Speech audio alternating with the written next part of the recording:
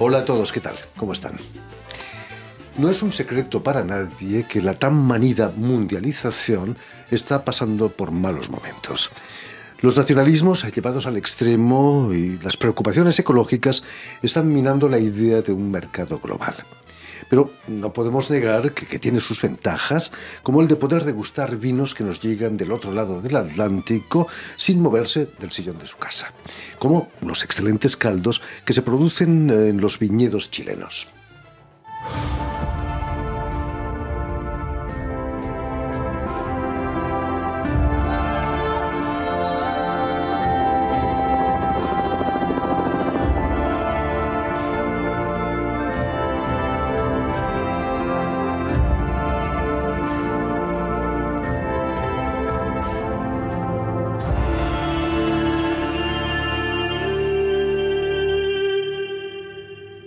Y precisamente para hablarnos de estos magníficos viñedos que estábamos viendo a vista de pájaro y de su trayectoria en el mundo de la enología, Claire Manvieux ha sido tan amable de venir hasta nuestros estudios. Muy buenas tardes, Claire. Muy buenas tardes, gracias por recibirme. Bienvenida a Radio Francia Internacional. Permíteme que explique que eres francesa, pero tu interés por la enología nace en Chile. Cuando llegaste a Chile seguro que alguien te dijo eso de si vino a Chile y no probó el vino, ¿para qué vino? ¿No te dijeron eso? Uy, varias veces, por supuesto. ¿Y para qué viniste? ¿Para qué viniste a Chile? Vine a Chile por amor, o sea, por viajar y me quedé por amor. Y no solamente por amor al vino, pero sí me interesé al vino estando allá. Más que enología, estuve estudiando sommelería. Y bueno, y el vino me permitió conocer al país y a su gente también. Entonces es muy bonito lo que puede transmitir. Una cosa clara es probar el vino y otra es realizar estudios de somología. Pero para convertirse en sommelier, ¿cómo nace ese interés máximo casi? La verdad que era mi pareja que me inició un poquito al vino porque a él le gustaba mucho el vino, entonces me dio de probar varias cosas y bueno, también rápidamente estábamos buscando otros estilos de vino, entonces porque como que encontrábamos siempre un poquito la misma cosa.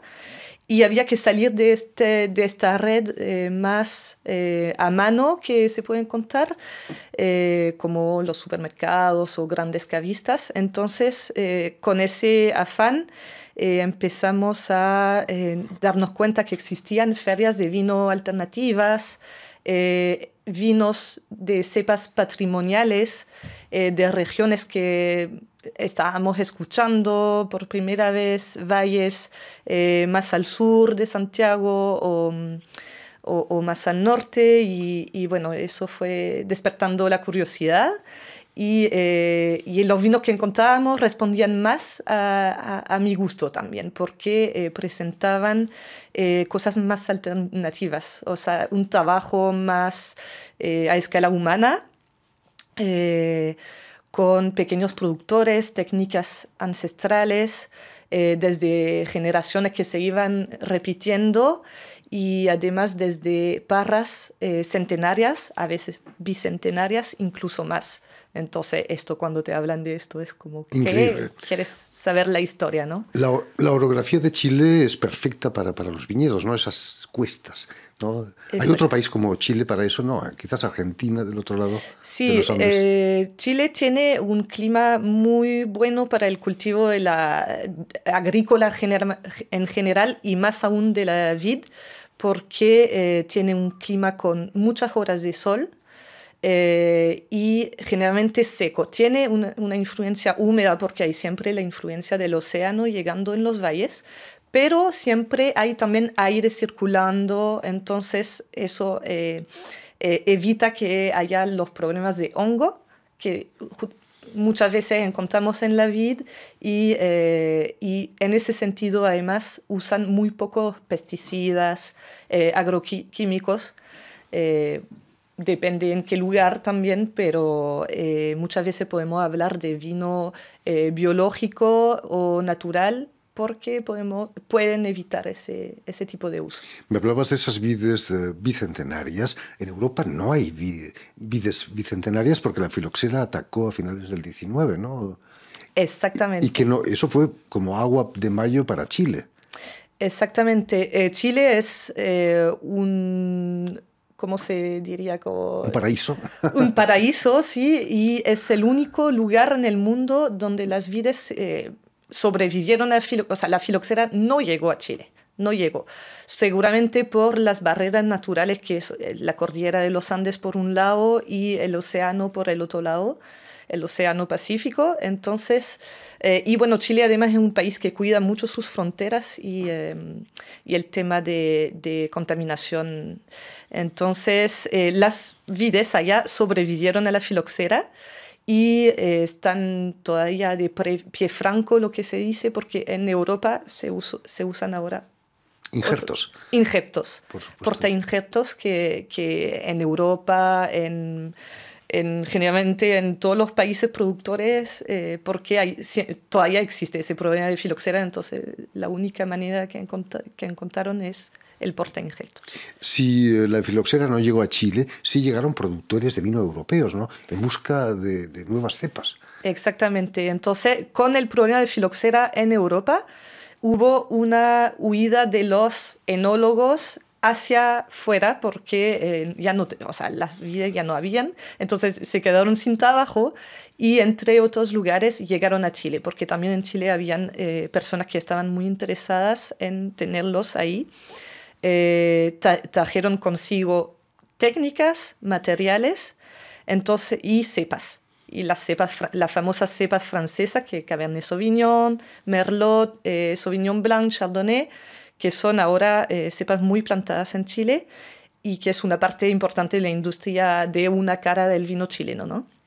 Volviendo a tu actividad como sommelier, ¿cuáles son las virtudes del mejor sommelier? Por supuesto el olfato, pero también la memoria, imagino, ¿no? Que es importante.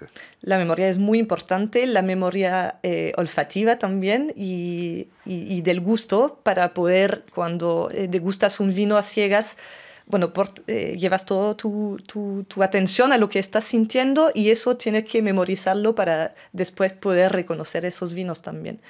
Y aparte de eso, yo destacaría la empatía hacia el cliente para poder entender lo que busca el cliente y tú no obligarle a tomar un vino que a ti te parece mejor, ¿no? Porque, ¿qué piensa un sommelier del dicho sobre gustos no hay nada escrito, no hay disputas? Hay un vino, por muy bueno que sea un vino, puede no gustarte.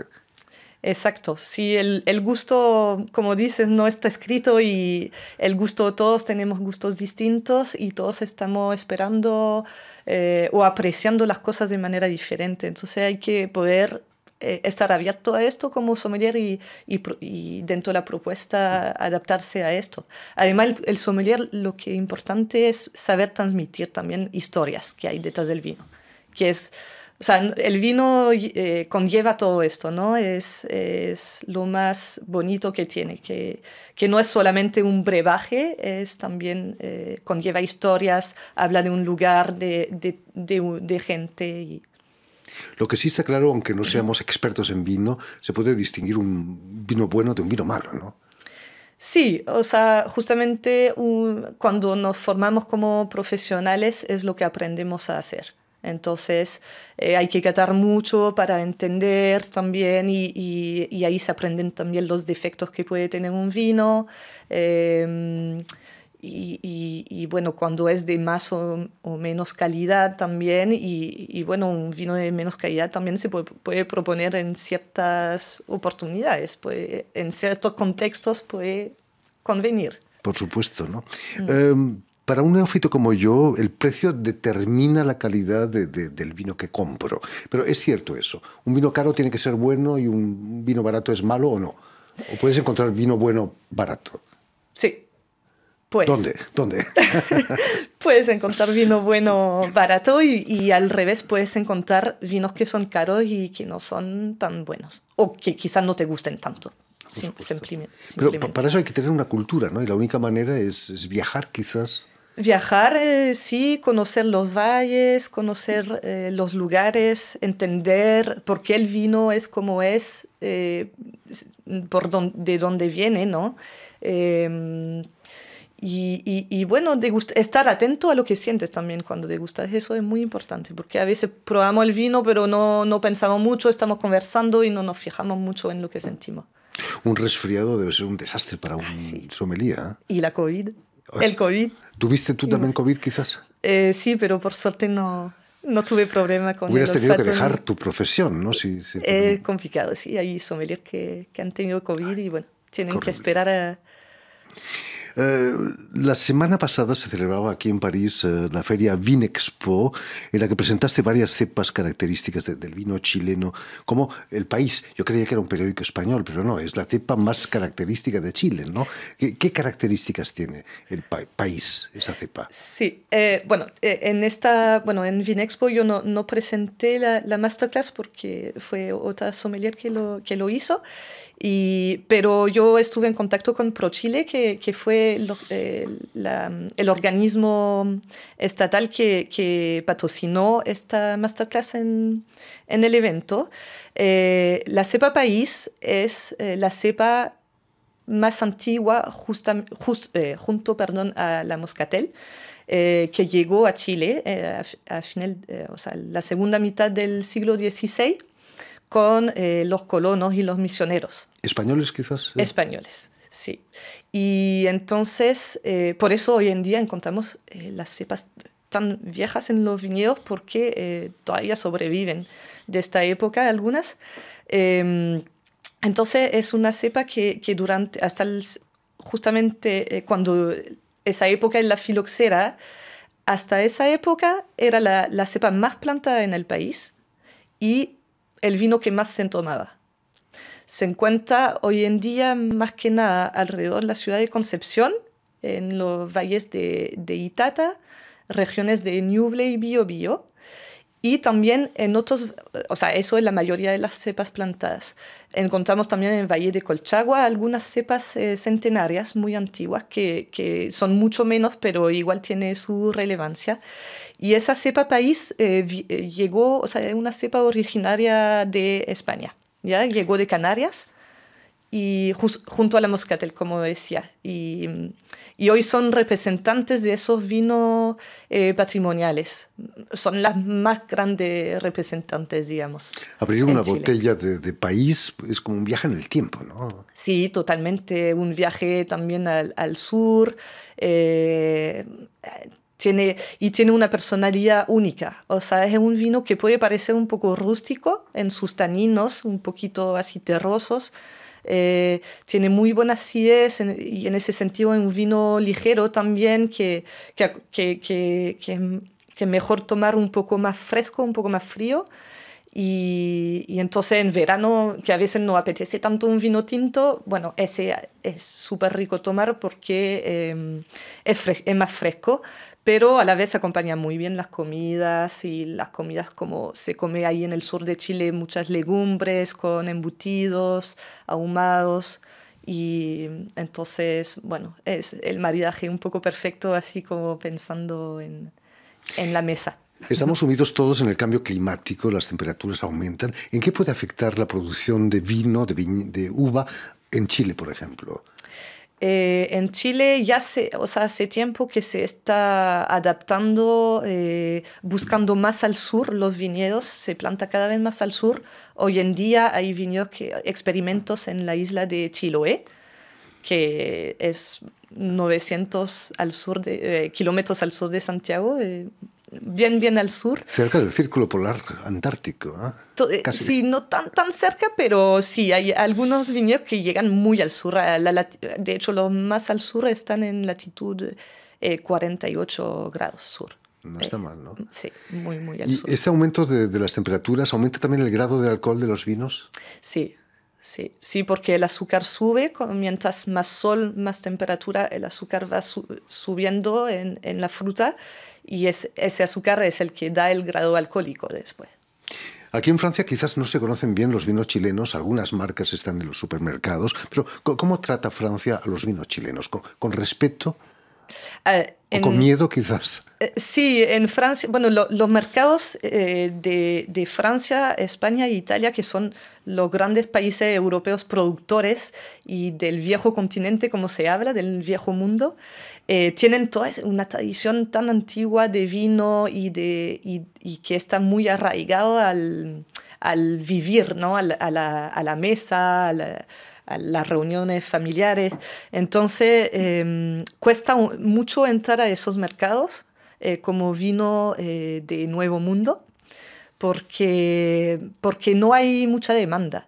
Pero, como dices, los vinos chilenos más conocidos hasta el momento son los que encontramos en los supermercados y que son de bodegas de mucho mayor escala de lo que estábamos hablando hasta el momento, y son vinos muy diferentes y que quizás se parecen más a lo que podemos conocer nosotros como franceses, por ejemplo, porque son las mismas cepas, entonces como que no despierta tanto interés quizá en los franceses. En cambio, si vamos a presentar esos vinos de cepas patrimoniales con toda la historia que conlleva y que dice que además no es tanto Nuevo Mundo porque tiene 500 años de historia, o sea, claro que no tiene los 2000 de Francia, pero igual tiene una historia profunda. Sin contar con los ecologistas que deben pensar que el impacto carbono de una caja de vino chileno es enorme, ¿no? Aquí en Europa. Claro. Pero sí. vale la pena, quizás. Vale la pena y ese intercambio de productos nunca va a parar, o sea, hay una demanda, porque si bien no hay tanta demanda, y eso seguramente puede cambiar, siempre hay demanda, siempre hay gente curiosa, o sea, dentro de los apasionados del vino, siempre hay gente que quiere probar de afuera, que quiere salir de lo que solo encuentra en el mercado francés. Por supuesto. Según unas recientes estadísticas, el consumo de vino, sobre todo en los jóvenes, está bajando considerablemente aquí en Francia, no porque dejen el alcohol, ¿no? Sino porque prefieren alcoholes más fuertes o cerveza incluso. ¿Qué podemos hacer para que aprecien la calidad del vino? ¿Es un problema cultural? ¿Hay que aprender a beber vino también? Sí, yo creo que es educación, bueno, quizás de las generaciones mayores, los adultos, tratar de traspasar eso a nuestros hijos dentro de, bueno, quizás sommelier, sería interesante que estudiantes de sommelier quizás vayan a escuelas de otros rubros y hagan unas catas, sí, unas degustaciones pueden ser interesantes y despertar interés justamente a los jóvenes. Ahora se está vendiendo vino en latas de refrescos, ¿no? ¿Qué piensas tú de eso? Yo pienso que justamente eso puede ser una buena herramienta para seguir con los jóvenes en el mercado, porque va a ser es un precio menor, es un tamaño individual creo que son 2 copas de vino las que caben en una lata, y bueno, te la puedes llevar en el picnic, en la playa, aquí a orillas del Sena, y es súper entretenido, y no es como llevar la botella, que a veces puede ser pesado y no siempre tiene el sacacorcho, y bueno. Naturalmente siempre a consumir con moderación.